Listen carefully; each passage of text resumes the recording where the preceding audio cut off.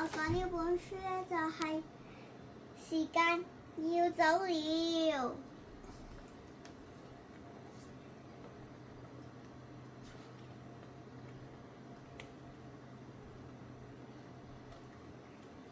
時間呢，佢呢就去咗娜娜屋企探佢，但係呢，佢爺爺、佢爸爸媽媽、家姐仲有佢哥哥喺度嘥晒啲時間啊！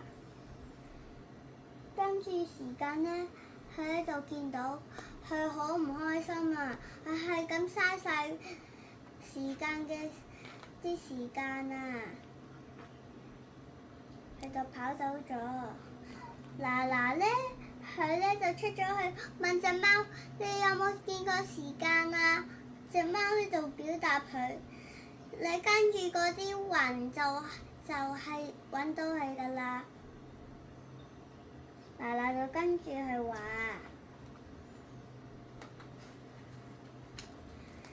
嗰個人話冇時間，但係娜娜都想揾到佢啊！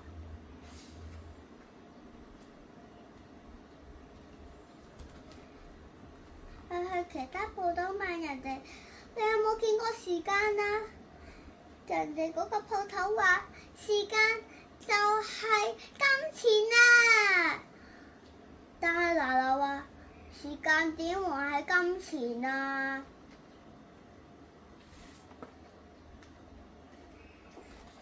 娜娜問嗰個雀仔：你有冇見過時間啊？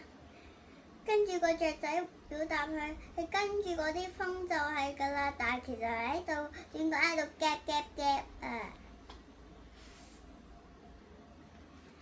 娜娜去咗公園就揾到時間啊！時間好鍾意見到人哋喺公園度玩，因為呢咁樣先唔會嘥時間。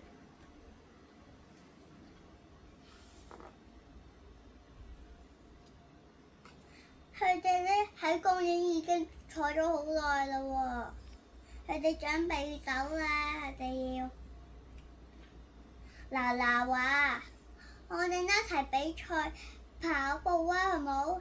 跟住呢，娜娜就開始跑，時間又開始跑啦。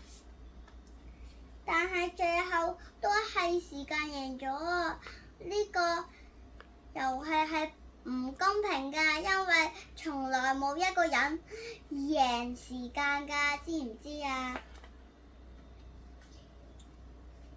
娜娜佢好攰啊，跟住時間呢就孭佢喺背脊度，佢哋呢就坐咗喺個石頭度，跟住欣賞個風景啲風。跟住佢哋就返屋企啦，時間就係咁啦，多謝大家，拜拜。